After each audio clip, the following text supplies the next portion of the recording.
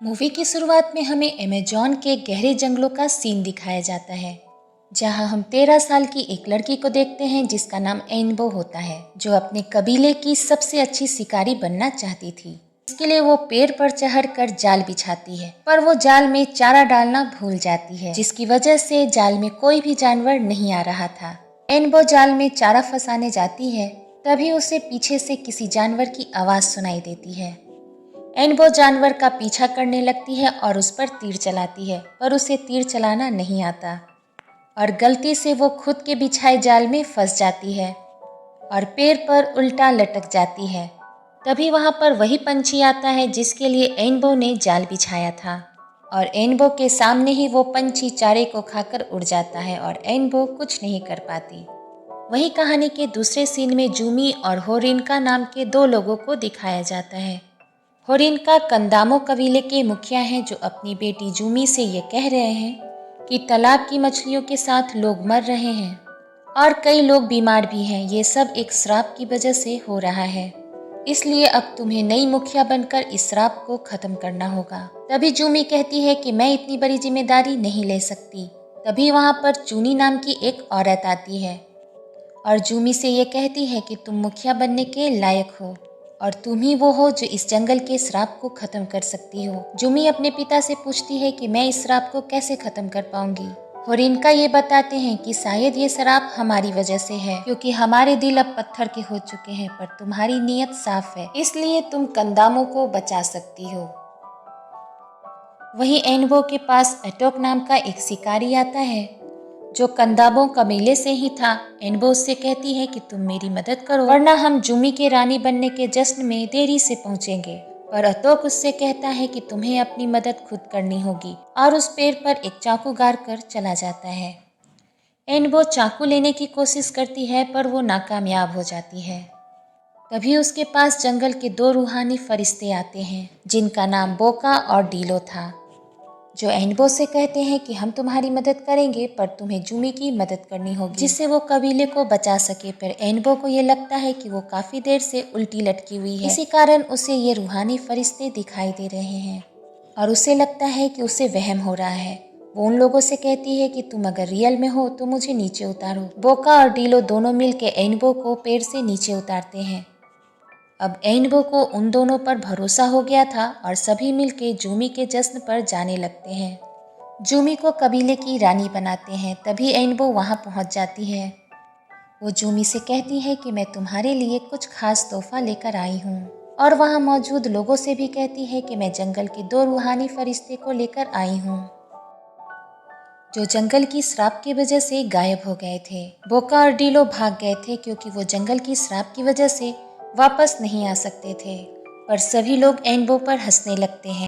एनबो वहां से भाग जाती है और एक पेड़ के नीचे बैठकर रोने लगती है। तभी बोका और डीलो एनबो के पास आते हैं और वो एनबो से कहते हैं कि जश्न में आने से हमारी जान को खतरा था, और वो बताते हैं कि श्राप को खत्म करने का एक उपाय है। एनबो उनसे श्राप खत्म करने के बारे में पूछती है, जिस पर वो बताते हैं कि इस जंगल में एक जड़ है जो इस श्राप को खत्म कर सकती है, पर हमें उस जड़ के बारे में नहीं पता। पर मोटेलो मामा, जो एक बहुत बड़ा कछुआ है, वो तुम्हारी मदद जरूर करेगा। अब एनबो जूमी के पास आकर कहती है कि मैं कबीले को बचाना चाहती हूँ और कबीले को छोड़कर कुछ दिनों के लिए जाना चाहती हूँ, जिसके लिए मुझे कबीले को छोड़कर कुछ दिनों के लिए जाना होगा। पर जूमी एनबो को कबीले से बाहर जाने के लिए मना करती है और वो कहती है कि अगर कोई ऐसा जर होता तो कबीले के सरदार इसे पहले ही ले आते। तभी एनबो चुनी के पास जाती है। चुनी एनबो से कहती है कि मैंने तुम्हें पाला है, पर अब तुम्हें अपनी माँ के बारे में जानना होगा। तुम मुझे एक पेड़ के नीचे मिली थी जिसे तुम सबसे ज़्यादा पसंद करती हो। मुझे तुम्हारी माँ ने तुम्हारे बारे में सपने में आकर बताया था, और तुम्हारी माँ से बढ़िया शिकारी इस कबीले में कोई और नहीं था। उन्होंने मुझसे सपने में आकर कहा कि मैं उनके बारे में तुम्हें बताऊं। अपनी माँ के बारे में सुनते ही एनबो सो जाती है। सुबह उठकर वो जब चूनी के पास जाती है तो चूनी मरी हुई होती है। अतोक वहाँ पर आकर कहता है, चूनी एनबो के फरिश्तों के कारण मरी है। ये सुनकर एनबो वहाँ से भाग जाती है। तब अतोक जूमी से कहता है, चुनी को एनबो ने मारा है, इसीलिए वो यहाँ से भाग गई है।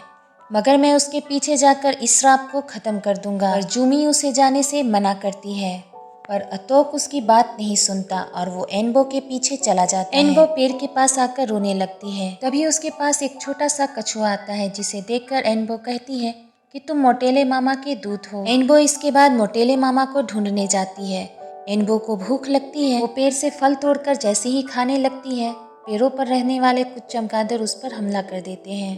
तभी वहाँ पर बोका और डीलो आकर एनबो की जान बचा लेते हैं। इधर कबीले के सभी लोग चुनी को अंतिम विदाई देते हुए पानी में बहा देते हैं। इधर अतोक एनबो को जंगल में ढूंढ रहा था। तभी उसे कुछ तीर मिलते हैं, जिसे देखकर वो पहचान जाता है कि ये तीर एनबो के हैं, और इसकी वजह से उसे पता चल जाता है कि एनबो किस ओर गई है। जूमी अपने पिता को बताती है कि उसके मना करने के बाद भी अतोक एनबो के पीछे गया है। इस पर होरिनका उसे कहते हैं कि तुम 10 सिपाही को लेकर उसके पीछे जाओ, क्योंकि वो एनबो को नुकसान पहुंचा सकता है। और जूमी अपने साथ सिपाहियों को लेकर एनबो को ढूंढने जाती है। तभी बोका और डीलो को भूख लगती है। वो एनबो से तीर चलाकर फल को तोड़ने के लिए कहते हैं, पर एनबो के पास तीर नहीं होते। डीलो उसे नीचे से उठाकर तीर देता है, पर एनबो को तो तीर चलाने ही नहीं आता। इस वजह से वो लोग उस पर हंसने लगते हैं। डीलो तीर चलाकर फल तोड़ता है और एनबो से कहता है कि तुम्हें खुद पर भरोसा करना होगा, और उसे एक खास तीर गिफ्ट में देता है और उससे कहता है जब तुम्हें इसकी जरूरत होगी तो मैं इसे तुम्हें दे दूंगा। सभी मोटेला मम्मा को ढूंढने के लिए ग्रेट रिवर की ओर जाने लगते हैं। तभी जंगल में धुआं दिखाई देता है, जिसे देखने के लिए एनबो उसकी ओर जाती है, पर बोका और डीलो ये देखते हैं कि धुआं या कोरोना है, जिसे देखकर वो भागने लगते हैं। एनबो एक पेड़ के ऊपर चढ़ जाती है और वो एक आदमी को देखती है जिसका नाम होता है डेविड, और कुछ इंसानों और मशीनों को देखती है। बोका और डीलो एनबो के पास आते हैं, पर इसे देखकर डेविड धुएं से उन पर हमला कर देता है। तभी एनबो और उसके दोस्त भागने लगते हैं और पानी में गिर जाते हैं, जिसकी वजह से धुआं उनका पीछा करना छोड़ देता है। एनबो अकेले ही मोटेले मामा को ढूंढने जाती है। उसे ये लगता है कि मोटेला मामा नदी के आसपास ही रहते होंगे। तभी वहाँ पर अतोक पहुँच जाता है और एनबो को पकड़ लेता है और कहता है कि जूमी ने मुझे श्राप खत्म करने के लिए भेजा है। अतोक एनबो के हाथ खोल देता है और एक औरत के बारे में बात करने लगता है। एनबो पास रखे तीर को लेती है और अतोक से कहने लगती है, कहती है कि तुम मेरी माँ के बारे में बात कर रहे हो, जिनका नाम लीजेनी था, और अतोक पर तीर चलाकर भाग जाती है। अतोक उसे पकड़कर कहता है कि मैं तुम्हारी माँ से बहुत प्यार करता था। तभी अचानक धरती हिलने लगती है और एनबो नीचे पानी में गिर जाती है, जहाँ उसे एक कछुआ मिलता है जो उसे पहले भी मिल चुका था। एनबो उसके पीछे जाती है और उसे पानी में छोड़ देती है। तभी वहाँ एक बड़ा कछुआ आता है। एनबो डरकर पीछे जाने लगती है। वो समझ जाती है कि यही मोटेले मामा है। एनबो चिल्लाते हुए कहती है कि मैं लेजिना की बेटी हूँ। इस पर मोटेला मामा उससे कहती है कि तुम बिल्कुल अपनी मम्मी की जैसी हो। जो तुम्हारा चहीता पेड़ है उसी में तुम्हारी माँ की आत्मा है। उसी पेड़ की वो जड़ है जिसे तुम ढूंढ रही हो। एनबो रोने लगती है और वो कहती है मैं जंगल से और या कोरोना से डरती हूँ, मुझे तीर भी चलाने नहीं आता। इस पर मोटेला मामा उससे कहती है कि यह कोरोना ने मेरे बच्चों को भी बीमार कर दिया, पर अब काफी देर हो गई है, पर तुम इस जंगल को अभी भी बचा सकती हो। तुम्हें उस पेड़ के जड़ को एक पवित्र छुरी से काटना होगा जो आसमानी पत्थर से बनी है। और एनबो को अपने पीठ पर बैठा लेती है और एनबो से कहती है कि तुम्हें एक ज्वालामुखी के पास जाना होगा, जहाँ तुम ज्वालामुखी के मालिक वेलेजो से मिलना और उसके लिए कुछ मिठाई लेकर जाना, जिसके बदले वो तुम्हें छुरा दे देगा। एनबो चलते हुए थक जाती है और जमीन पर गिर जाती है। तभी उसके पास बोका और डीलो आ जाते हैं और एनबो से कहते हैं कि मुझे पता है कि वेलेजो के लिए तुम्हें कोई मीठी चीज ले जानी है, और वो एक मीठी पत्ती वाला पेड़ बताते हैं और कहते हैं कि वेलेजो काफी गुस्से वाला है और उसे खुश करने के लिए तुम्हें पूरा पेड़ ले जाना होगा। अब सभी मिलकर एक लकड़ी की गाड़ी बनाते हैं, जिस पर उस पेड़ को लाद कर वो ले जाने लगते हैं, पर बोका अब थक गया था, जिसकी वजह से वो गाड़ी को धक्का नहीं लगा पा रहा था। गाड़ी पहाड़ से लुढ़क कर नीचे गिर जाती है। जूमी अपने सिपाहियों के साथ अतोक के पास पहुंच जाती है। अतोक उसे डेविड से मिलाता है। डेविड जूमी से ये कहता है कि मैं एक साइंटिस्ट हूँ और दवाइयाँ बनाता हूँ। बीमारियों की वजह से ही तुम्हारे पिता की जान जाने वाली है, पर मैं उन्हें बचा सकता हूँ। जूमी उसकी बात सुनकर खुश हो जाती है और उसे अपने साथ कबीले में चलने के लिए बोलती है। डेविड जूमी से एक डील करने को जिसमें दवाइयों के बदले उसे चाहिए था सोना। जूमी उसकी बात मान लेती है और उसे अपने साथ ले जाती है। वहीं एनबो और उसके साथी ज्वालामुखी के पास पहुंच जाते हैं और एनबो उससे कहती है कि हमें मोटेला मामा ने भेजा है और मैं आसमानी पत्थर लेने आई हूँ। एनबो उसे मीठी पत्तियों वाला पेड़ देती है, जिसे देखकर वो काफ़ी खुश हो जाता है और वो एक आसमानी पत्थर को छुरी में बदलकर उसे दे देता है और उसे ले जाने को बोलता है। तभी अचानक ज्वालामुखी फटने लगता है, जिससे बचकर भागने के लिए एनबो बेलेजो से उसका पंखा मांगती है और जिसके बदले में वो कई सारे मीठे पत्तियों वाले पेड़ लाकर उसे देगी।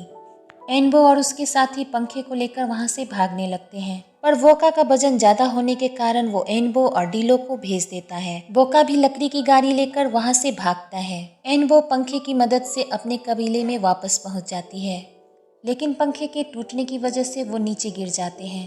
तभी बोका भी उनके पास आ जाता है। एनबो उनसे कहती है कि मुझे अपनी माँ से बात करनी होगी और अपने फेवरेट पेड़ के पास आ जाती है जिसमें उसकी माँ की आत्मा थी। एनबो उस जादुई खंजर से पेड़ की जड़ काटने लगती है ताकि वो श्राप खत्म हो जाए, मगर तभी जूमी एनबो के पास आ जाती है। दोनों एक दूसरे से मिलकर बहुत खुश होते हैं। जूमी एनबो को अपने साथ लेकर होरिनका के पास ले जाती है। होरिनका डेविड की दवाइयों की वजह से ठीक हो रहे थे और जूमी कहती है कि डेविड सभी को ठीक कर देगा क्योंकि उसकी दवाई बहुत काम की है, मगर एनबो कबीले में डेविड को देखकर वहां से भाग जाती है। जूमी भी एनबो के पीछे भागती है। एनबो जूमी को ये बताती है कि वो इंसान काफी खतरनाक है क्योंकि वो इंसान है ही नहीं, बल्कि वो याकरोना है जो हमारे कबीले वालों के लिए सबसे खतरनाक है। मगर जूमी उसकी बात नहीं मानती और उसे ये लगता है कि एनबो उससे झूठ बोल रही है। और जब अतोक को ये पता चलता है कि डेविड याकोर्ना है तो उसे मारने लगता है, पर अतोक उससे जीत नहीं पाता और वो भाग के एनबो के पास आ जाता है जो पेड़ के पास बैठी हुई थी। अतोक उससे कहता है कि डेविड एक राक्षस है। इस पर वो कहती है कि मुझे सब कुछ पता है। इधर डेविड जूमी और उसके पिता को अपना गुलाम बना लेता है। तभी एनबो अतोक के साथ मिलकर उस जादुई छुरे को पेड़ में भोंकने लगती है। तभी उस पेड़ से एक रोशनी बाहर निकलने लगती है और उससे एनबो की माँ लिजेनी बाहर निकलती है और वो एनबो को गले लगाकर उससे पूछती है कि सोने की नोक वाला तीर कहाँ पर है। बोका वो तीर उसे दे देता है। लिजेनी उस तीर को ले लेती है। लिजेनी उस तीर में अपनी शक्तियों को डालकर एनबो को दे देती है। तभी जंगल में कुछ गाड़ियां आती हैं जिसकी आवाज सुनकर एनबो ये कहती है कि ऐसी आवाज मैं पहले भी सुन चुकी हूँ। ये याकोर्ना के आदमी हैं जो जंगल के सोने को निकालने आए हैं। तभी लिजेनी एक आग का गोला बन जाती है और सभी को अपने पीछे आने को बोलती है, पर जूमी डेविड के वश में थी, इसलिए कबीले वालों को कहती है कि डेविड ने मेरे पिता की जान बचाई है, जिसके बदले में हम उन्हें सोना देंगे। कुछ समय में ही इनकी मशीनें यहाँ आ जाएगी और तुम सब इनके लिए काम करोगे, और सभी को डेविड के सामने झुकने को कहती है। इधर लिजेनी डेविड के पास जाकर उससे सच बोलकर उसका शैतानी रूप बाहर निकालने की कोशिश करती है और वो कहती है कि कुछ सालों पहले जब तुम मर रहे थे तो मैं तुम्हें कबीले में ले आई थी और तुम्हारी जान बचाई। पर ओतोक भी लिजेनी से प्यार करता था, इसलिए वो कबीले वालों को उन दोनों के खिलाफ भड़काने लगा, जिससे कबीले वालों ने उन दोनों के प्यार को नहीं अपनाया और उन दोनों को सजा दे दी। पर लिजेनी को जंगल के फरिश्तों ने बचाया और वो जंगल के अंदर समा गई। पर डेविड याकोर्ना नाम की बुरी शक्ति का शिकार हो गया और वो डेविड को ये बताती है कि तुम एनबो के पिता हो, जिससे डेविड के अंदर का याकोर्ना को गुस्सा आने लगता है और वो बाहर निकल आता है और अपने असली रूप में आ जाता है। याकोर्ना जूमी को पकड़कर अपने साथ ले जाता है। एनबो उसे रोकने की कोशिश करती है पर उसे रोक नहीं पाती है। याकोर्ना सोने की खोज में जंगल को बर्बाद करने लगता है। एनबो भागती हुई जाती है पर याकोर्ना के ऊपर जादुई तीर नहीं चला पाती क्योंकि याकोर्ना ने उसके पिता डेविड पर काबू कर रखा था।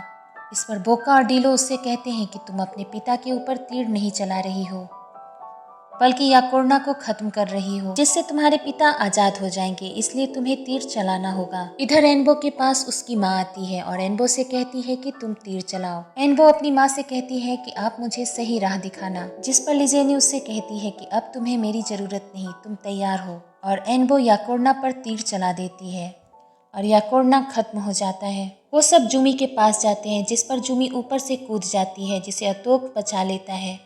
जूमी अपने पिता हर्निका से कहती है कि श्राप खत्म हो चुका है और हम लोग आज़ाद हो चुके हैं। लिजेनी फिर से एनबो के पास आती है। डेविड भी याकोर्ना के खत्म होने से इंसान बन गया था। डेविड अपनी बेटी को देखकर काफ़ी खुश होता है और एनबो से ये कहता है कि लिजेनी और मैं यहाँ नहीं रह सकते, पर हम हमेशा तुम्हारे आसपास रहेंगे।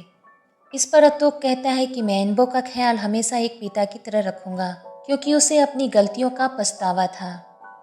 डेविड और लिजेनी एनबो से गले मिलकर फिर से पेड़ के अंदर चले जाते हैं, जिस कारण पेड़ खिल जाता है। जूमी एनबो के पास आकर उससे गले मिलती है और एनबो से कहती है कि तुम्ही ने हम सभी की जान बचाई। इस पर सभी लोग हंसने लगते हैं और यहीं पर मूवी समाप्त हो जाती है। दोस्तों, आपसे एक छोटी सी रिक्वेस्ट है कि अगर आपको वीडियो पसंद आया हो तो कमेंट, लाइक, सब्सक्राइब करना बिल्कुल मत भूलिएगा। जल्दी ही मिलते हैं नई वीडियो में नई स्टोरी के साथ।